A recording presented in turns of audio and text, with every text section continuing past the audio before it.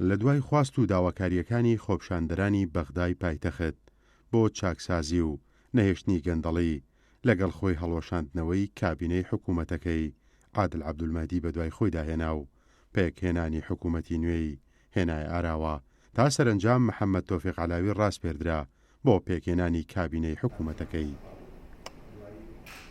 ئەم پەرلەمانتارەی یەکێتی لە ئەنجومەنی نوێنەرانی عێراق ڕایدەگەێنن کورد بە یەکڕیزی و یەکوتاری دەتوانێت مافەکانی لەو حکوومەتە نوێدا دەستە بەر بکات.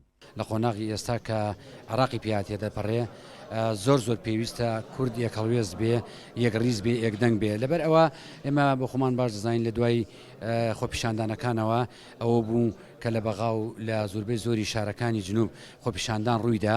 کاتی ئەوەیە هەمومان یەک هەڵوێز بین و هەموو لایەنە سیاسەکان و فراکسیۆنە کوردستانەکان لە بەغدا بەتایبەتی جۆرێک لە هاوپەیمانەتی دروست بکەین بۆ ئەوەی بتوانین شەڕی مافەکانی خەڵکی کوردستان لە بەغدا باشتر بکەین.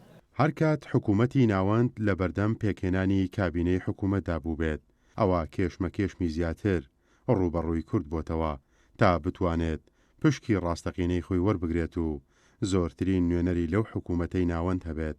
ئەویش بۆ ئەوەی لەو ڕێگەیە و مافە دەستوری و یاساییەکانی هەرێمی کوردستان دەستە بەر بکرێت.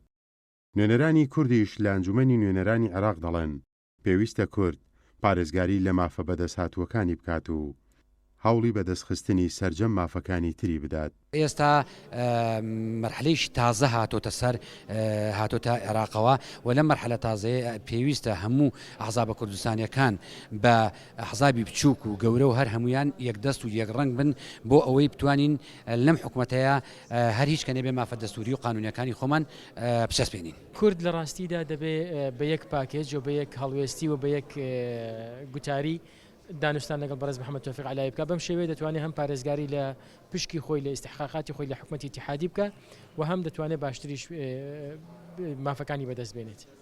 لە دوای پرۆسەی ئازادیەوە کورد لە پێکهێنانی حکوومەتی فیدراڵدا پێداگری کردووەلەوەی کە پشتیوانی حکوومەتێک دەکات حکوومەتی کارای نیشتیمانی بێت و سەرجەم مافە دەستوری و داراییەکانی تێدا پارێزراو بێت و حکوومەتەکە لەسەر بنەمای هاوسەنگی نێوان سەرجەم پێک هاتە و نەتەوە جیاوازەکان پێک بهێنرێت.